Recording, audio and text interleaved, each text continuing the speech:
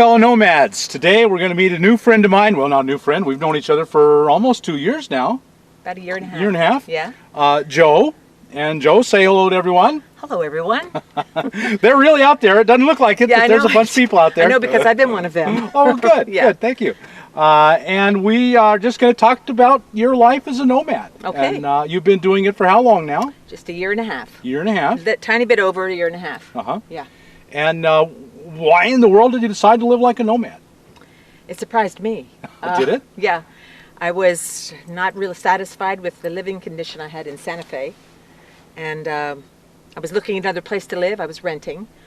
And suddenly I thought, I'm not going to pay one more time to have this furniture moved. In fact, I think I'm done with this furniture. You know, some lovely big pieces. But then I was influenced by a friend who really wants to do this. She hasn't yet. And I started going online. I found your blog, some other blogs. And then I started looking at units that I liked, thinking they were not affordable. And I was obsessing on that. And I turned off the computer and I said to myself, I'll see one. And that day, that afternoon, I really did. I spotted in a parking lot this little Sprinter with German tags. I went inside the place and ended up spending about an hour talking to this German couple. So it wasn't for sale, you just saw it there. That's right. Right. But that was the primo one I've been looking at online. So they introduced me to it. They hooked me up on their private Facebook group that they had going because they were traveling all over the country. They've sent their Sprinter from Stuttgart, I guess, from Germany to Baltimore. And then I was just on a roll. Then I just started going and looking at them, and it was interesting to me because it just wasn't like a conscious decision, I'm going to do this. I never RV'd, I never camped. But I was going in the flow, and I said, I'm going to move, and I'm going to move on the road. So why have to move in the house ever again? Yeah. Take your house with you wherever you go. Exactly. So I sold almost everything. I have one relatively small bin in a friend's garage and one painting in another friend's house. Mm-hmm. So virtually everything you own in the world, except for those two things, is right here. That's right. Right. And have you missed your stuff? I mean, you probably got rid of a lot of stuff. Not at all. No? And I keep shedding more stuff. Yes, I think that's nearly always true. Oh, I don't really need this, and away it goes. Right, yeah. Yeah, so a year ago, I guess, at the first RTR, I had a different rig than this. Yes. And I had emptied out all this stuff. I had piles and piles of questionable items, and I've really narrowed down since then. I'm glad. Right, right. Can you tell difference in the way you feel with your stuff gone? So you don't miss it? You don't think, oh, I really kind of wish I had that?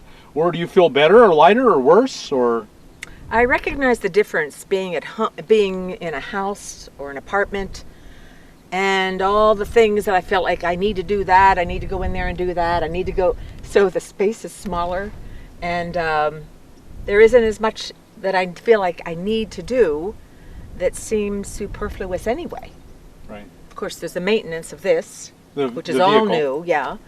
But you had a vehicle at home. You had a car of some kind. I did, but tell you the truth, other than checking the oil, I knew nothing about what's under the hood. I still don't know a lot more, but right. I know more than I did.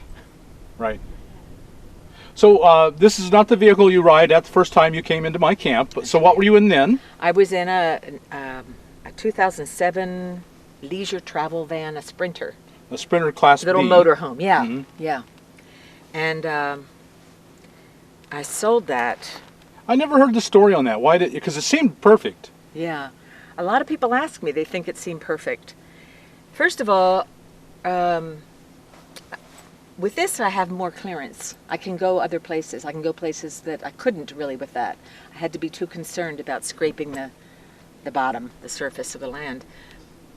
Also, I was in Oregon last summer. It was like the hottest ever.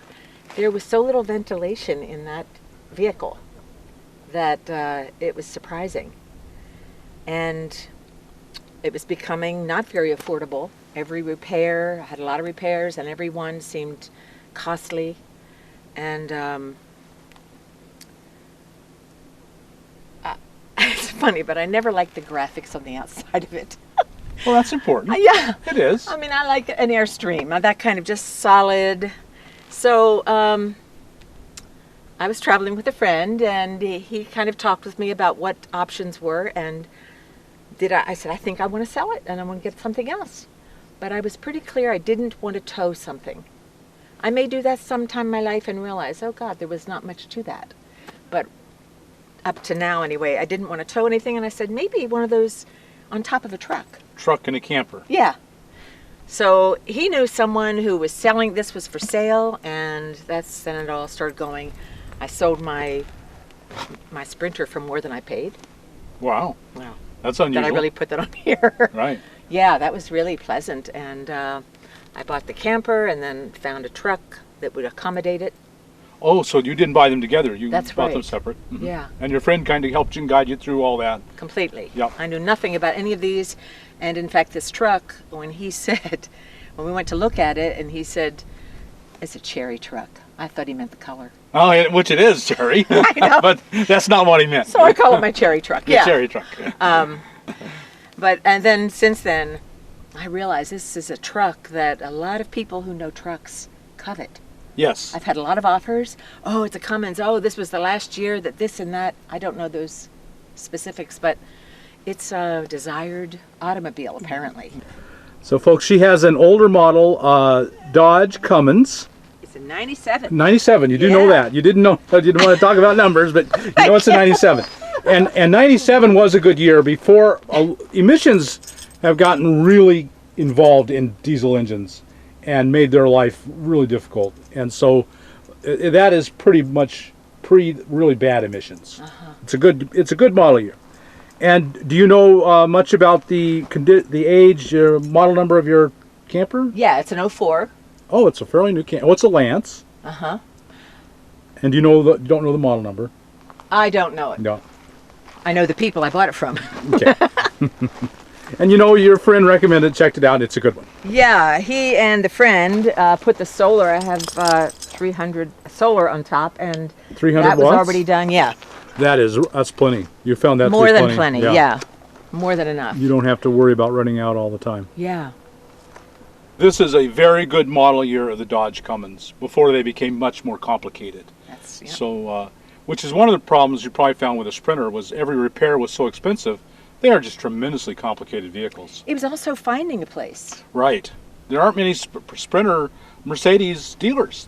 Well, I repair was shops. told that Dodge would do it, but the Dodge dealers I went, they said, no, we used to, but we're not anymore. Right. Now don't sell them.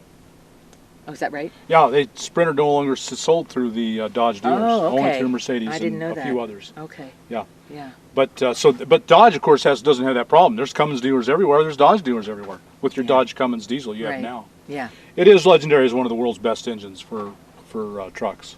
What you have. That's here. what I understand, and I like it, and Well, we you know, we become friends. kind of think of campers as a man thing, and Yeah, I yet know. you're a lady, and you've been very happy with it. Yeah, I am. I'm real happy with it. I still have a lot of questions, and The systems. I get them answered as I can. On the systems. Is that what you mean? On the systems, on how these things work, how tight they're supposed to be. And so you've never had the camper off the truck? I have, again, the same friend. Oh, okay. Yeah. Took it off because I had to have a repair of the truck. And then, so I watched it. I know what to do. I have wrenches in order to remove these things, loosen them, and take it off. I know how to do it. And I hope I never have to. Right. I didn't think that was going to be I thought it was going to be, oh, I can just let that go and drive the truck somewhere. Right. Well, Well, I'm kind of a sissy about it. I don't want to do it. When these things are way up in the air, it is spooky. And you drive away and it's just hanging there. That's spooky. Yeah, it was a little weird. Yeah. I understand why you would be reluctant. And I'll tell you what was spooky. I made the ultimate error, and I put gasoline in my diesel tank. Oh, that is an error. Yeah. I How did didn't that know work it. out? Well, in the end, it was, as one friend said, it's an adventure, remember, and it's just mechanical. And that helped me, but I spent 2 nights in a lot of a diesel place in Tucson while they made the repair, and it cost me a fair amount, and I won't do it again. I went back to the gas station to make sure that's what I did. because I was certain, that I pulled up to a diesel pump. I did, but the far left pump in that one was premium gas. Oh. So it started running like crap right away. No, it didn't. I drove away. In fact, I went 10 miles. I was just heading across really the reservation from Tucson to Ajo. And I felt like this was a gift that I said, I need half and half before I leave.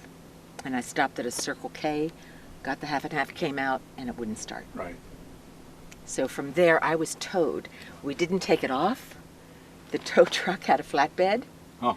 And that was a trip because he got out, the driver, the AAA driver, got out a couple times on the interstate to see if we were going to clear the overpass. Oh, right. Well, you were up on the flatbed. Oh, it was very tall, and I don't think I'll do that again. No. Well, hopefully that's a lesson learned. Yeah. So it's a trip. Every time, like yesterday I arrived here, every time I arrive at a destination, and I'm just like, okay, I like my spot. I'm so happy I'm doing this. You are happy you're doing this. That's no regrets? when I'm the happiest. I mean, there are other times that I think, shit, I have to do that, and then I have to do that, and I'm kind of a wuss about some of the things, but I think I'm getting better. So you have tanks, and you'd have to dump your tanks. Is that one of the things you don't like? I tell you, I moderated that somewhat, or I should not moderate, but I've changed it somewhat in that I don't use the black tank anymore. Right. So that's freed me up a bit. Right. And but you're still using the gray water for showers and dishes? Exactly. Uh-huh. And so that's actually a fairly common story. Yeah, I understand. Because it's so much more pleasant to handle the gray water than the black water. Yeah. It's much easier. Yeah. It's not as urgent that you empty it as well, so that works. So just the propane, and I have a 5-gallon propane container, and there's no way to tell when it's... Right. Yesterday I went because I thought, oh, definitely I'm almost out, Right. She said it was 1.5 gallons that we added. Mm. There are little tips you can use, but I haven't been successful in that. So just keep learning. Yeah, no, there's a lot of learning curve, and you'll get more comfortable. Eventually, it will be second nature, and those little problems will go away. I would assume. I think a lot of it has, and yes. That's what I have to sort of remember. Right. When friends I know who don't do this, who have questions, I realize how much I've learned. Because some of them you can answer. Yeah, I can answer most of them. Most of them, well, that's good. It's like, why do you do this? And I know why. It just feels good. I love changing environments. I love always parking where I can see out this window to just nature. I don't want to see any other RVs. Right. If possible. Right. Or any metal. I just want to see beauty. Right. Surrounding yourself with beauty is enough reason, is all the justification anyone needs to do to do this. Yeah. To be a boondocker, Yeah. as far as I'm concerned. Yeah. Yeah. Just not, I don't want to be in a city, ever. It's my goal to be out here all the time. I know. You got to go in to do some stuff, but boy, I want to come right home right away. Yeah. I think, okay, that's the last stop. Now I'm getting out of here. Right. That's me too. That exact same urgency to get out of the city. Yeah. So no regrets, really. You're No. really glad you're doing it, and you plan to keep doing it. I do. Yeah. I guess there have been a couple times, maybe 2 times, where I thought, I don't know if I'm going to continue this. This is because I was originally traveling with someone. Well, not originally, but soon after I had begun. Right. And a lot of the You got in a determining, relationship. yeah, and a lot of the coordinate gatherings and all the other logistical things were being done. But then I found myself in a follow mode, and that's not what I normally do. But I was grateful for it. At the same time, I was wondering, how can I do this alone? So now I am doing it alone, and that's when there have been a few times where I think this may be too much. But then I overcome that and Buck up and... exactly. And I think, just breathe. You just do that step by step. Well, he helped me a lot with that. Just one thing at a time. And you'll get over that learning curve, that discomfort curve, Yeah. and it'll become a normal, natural Yeah. thing. Just takes time. Yeah. And so you haven't had problems making friends and being lonely. No, it's been pretty amazing. I think the people that I meet when I'm somewhere, or the people now I'm connected with and learning that they're at a spot, returning to some places I was last year where I feel real comfortable. And I like to go to some of those places by myself and just have that quiet time. Mm-hmm. So loneliness is not an issue. No, it isn't. Never. Especially internet and phone. I mean, if you have that. Stay connected to everybody. Yeah. And boredom? Have you found boredom to be an issue? Never. Never. No. Wow. Wow. Boredom, frankly, with some other people sometimes, but not with me in my life. Right. You know what I right. mean? I do know what you mean. Yeah. Yeah, I'm finding a need to express more about what I like about this, and some of that is I like to go in here at night. I've been doing a few fires lately, and because there's music and I'm dancing, and I love that. But for the most part, I like to when the sun goes down, I like to come in. I like to be up when the sun comes up. And I'm not a real night owl, and a lot of activity seems to happen after dark, but I'm not into that. So it's just my letting people know that, and I like to hike by myself sometimes and have quiet time. So you're going to balance here. You can be as alone as much as you want, or together as much as you want. And isn't that the beauty of this? That is the beauty of this. Yeah. And so I have found that when I am with people, I am more deeply connected. Because it's always my choice. That's a nice way to put that. I'm not stuck with you as a neighbor. You can turn the key and drive away. Right. I'm here because I want to be around you. Yeah, right. So I've really found better connections when I do make connections. That's good to hear. Yeah. Just reinforces. Yeah. Mm-hmm. Mm-hmm. Well, great. Why don't we go inside and see your rig? It's not huge. You know, Okay. Campers aren't big, but it's all you need. It is. Okay. But also the back of my truck, there is a back seat, Right. and it is my basement, I call it. Right. And the last thing I was doing professionally, I guess, is making felt. So I have all my materials in there. I've only done it one time since I've been on the road, but that's what mostly is there. And some other things, it's piled up to the top. But it's my basement, so it's storage. Lots of storage in the back of a Super Cat. Yeah. Okay, let's take a look around. It looks like you have a really nice setup here on the back of your camper. I know. This this was already here. The former owner had installed this, and he had wooden lifts for under it, levels. And I got rid of those and got smaller ones, but then my friend put this shelf on here for me so I can have an outside kitchen. A leftover donut. Of course. And I love this. It I just love folds that too. up. Yeah. Straight up and down and really, really nice and easy. Yeah. Yeah, I like that a lot. And this is just a box that he's attached to the ladder. Is that correct? I guess it is. I think it is, right attached to the ladder. Yeah, exactly. And I do go on top to clean the solar panels, and I've gone up outside once, but I feel more comfortable going up the hatch over the bed. Right. Most campers have a escape hatch. Yeah, that's what I understand. Yes, and so you can just go right up and pop out. Yeah. That's my trash. Oh, of course. That unattractive thing. The fact is, we generate trash out here, and we have to find a way to dispose of it. Yeah. Yeah. Just like everyone else. Very nice. Oh, let's take a look inside. Okay. Now, when I bought it, of course, there was a little stool here. I got rid of that because it was just one more thing, and I don't mind one big step. Stepping up high.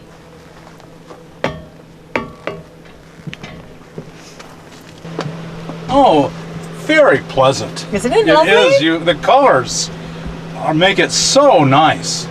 Well, this was the people I bought it from had just had this reupholstered. Mm-hmm. That's nice. They also had changed this whole configuration. Apparently, this nice tabletop.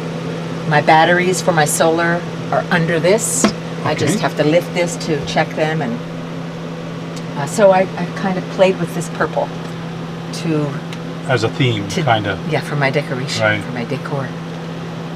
Which is nice. Having a decor makes it more comfy and homey and feel better. It's important to me. It is. Real important. It is to men. They just don't know it. They just don't know it? They just don't know it, yeah. They would be happier if they had a decor. But, okay. They just don't know that. And this little shelf is an extra that, again, the former owner, Hal, thank you, Hal, made. Yeah. Uh-huh. And it really is to be stored here. But I found this too much. I want to make it as easy as possible. So I keep it here, and I devised a way that I can crawl up and down from the bed carefully. A foot here, a foot here, a foot here, and then up. Of course, I have my loop to Grab hold onto. handle. So I leave this up all the time now. Uh-huh. It's That a is very great nice. extra space. And what are you blocking under there? Just more storage? Yeah, this is just a step. I know, but what? So this is your fridge. It is. And what's underneath the fridge? Well, there is a one storage unit there, Okay. and then way under there, you know, the wheel well access on both sides. I can Right. store things in there. And I have some things stored back here. There's just a window here that Right. through to the truck. Mm-hmm. That's all. That's all I'm blocking. I Right, mean, that's all you're blocking. but I have some things stored back here. And you have an actual oven. I do. Do you use it? I have. Really? Absolutely. I make pizza. Some people miss done them, a meatloaf. and some people curse them and then just use them for storage. I have one of those little Road Pros, Oh, huh? and I haven't used it at all since I've. Yeah. Well, you've Since got a the real first oven. time I use this, I have a 3-burner stove, Uh-huh. stovetop. Well, in the winter, you could bake something and probably go a long ways on the residual heat that comes out of it. Even the other morning it was cold, and I thought I'm going to make some soup instead of using my heater, and I did that. And this came with a, you know, it's heater that was already installed, the furnace and so forth. But Standard furnace. that has been changed. I covered up the thermostat. That's what I do with my decorations. I cover up things. And what? So are you using like an Olympian or Mr. Buddy? Yeah. Oh, you have an Yeah. Olympian, right? It's catalytic, Right. and that works really nicely. Now on the wall and Beautifully. covered, so the sand doesn't kill Yeah, it. they're the shower dust. caps I bought. Oh, what a good idea that is. Very, very good idea. Very creative. Buy the Olympian cover and it's like $20. I'm sure. You can buy 1,000,000 of these shower caps for nothing. I know. I even bought them, I think, at the dollar store, like 5 for $1. Yeah, yeah. That's a very good idea. The funny thing is, I even have lavender ones that match the purple. Well, there's nothing to be embarrassed about that. No, of course not. And this is my monitor, my solar business, all this. I have an inverter that I have a sewing machine up in the front. I bring that in here and sew sometimes. Really? Yeah. Oh, yeah. So you keep some of your hobbies and very practical thing too to sew. Or just, fixing things. Like I'm not always sure what these things mean, why that says default, whatever. But I'm not ready to use it, so I don't need to have it on. Right.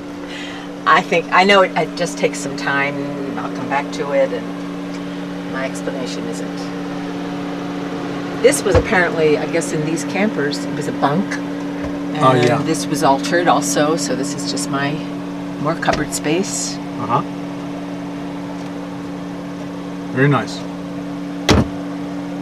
And Cupboard space down here. I'm standing in front of the bathroom. Yes, you can go around if you want and open it. Just press the And button on so the handle. you shower. Press you the use, button on the handle, yeah. You use the shower, I do. but you don't use the toilet anymore. That's right. Because you don't want to mess with a black water tank, and I certainly don't blame Yeah. you for that. Oh yeah, Some it kind of- must not be level. Because the door swings.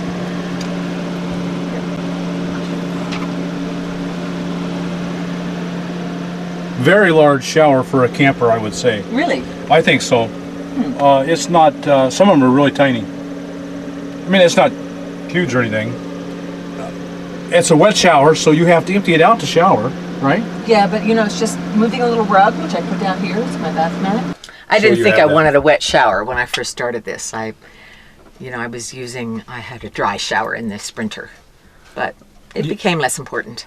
So you don't mind the wet shower. No, you just I empty learned a how few to do things. it. Yeah. It's okay. I just take a few things out of there. Right. It doesn't matter. And then I found this wonderful piece, I thought, at a Big Lots, and it's just more storage. Yeah. Organization. And that's key too. Yeah. Is to not just to have a place to put things, but easily get to them. I So those know. 4 or 5 small drawers is really, really handy. So it's, for a single person, you really like it. I do. I love it, actually. Yeah. I love it. To come crawl down from the bathroom or from the bed to go to the bathroom. It's not a favorite thing, but it's okay. Yeah. Yeah. And one of the things you mentioned was that the Sprinter Class B was so low to the ground you couldn't go all the places you want to go. Right. And now with the Dodge 3/4 ton truck, you got clearance galore. Yeah, You go wherever you want to go. I have so far. Yeah. Yeah, It's not 4-wheel drive. it is. Oh, it is 4-wheel drive. I haven't wow. used that yet, Right. but it is. So yeah, even if you ran into some problems, well, you could get yourself right out. Just throw the Hope switch. so. Yeah. Put it in gear. Well, it's a wonderful home. Nice more. Thank you. I would assume this is just more storage That's over here. my wardrobe. And then I have up here another little plastic bin with drawers and some clothes along there. And overhead cabinets over the Yes, top. Yep. And then there's your emergency exit. Right. Very nice. Very nice. There's something about going upstairs. I feel safe up there in my bed as opposed to being down here. And bulking your head. I mean, they're fairly Oh, I do it low. all the time. All the time. Just part of the life. Yeah. Yes, I do it less frequent than I used to, but I still bang it. Yeah. Oh well. Changing the bed is a challenge. Yes. Laundry day could be a chore. So how do you do laundry? You just go to a laundromat. I do, but like when I pulled up here and I have a couple little trees next to me, I may do some hand laundry. Bring out my line, hang it up. Otherwise, then I'll also go to a laundromat. But I don't go through clothing as quickly as I did initially. Right. Most of us find we wear the same clothes more often. Yeah. We really wash them too much. I know. Even for they're good. Yeah. Yeah. Well, Joe, thank you so much for sharing your life with us, You're welcome. the audience, and I think you have really got a wonderful home. Thank you. Wonderful life. Thank you. And It's really sweet. I think my home is on my back, and Right. that's cool. and away you go, wherever you want. No moving or packing, or just up you go. I keep trying to make my arrival at a place and a departure, fewer and fewer tasks. Right. With bringing my mat, my chair, anything. I just Right. try to make it easier. Right. So it's easier to travel as you want. Just make it happen. You don't feel like a burden to pack up and go. That's right. It's getting less and less like that. I know exactly what you mean. Yeah. You mentioned towing something, and I have a trailer in the winter I camp in, and it's a huge burden. Moving camp is a huge burden, and I'm really getting tired of it. I love the comfort it gives me, but it's a burden. Yeah, it really is. And I see people with the hitches, and they have problems with those hitches, and Right. yeah, I'm glad I don't have a hitch. Right.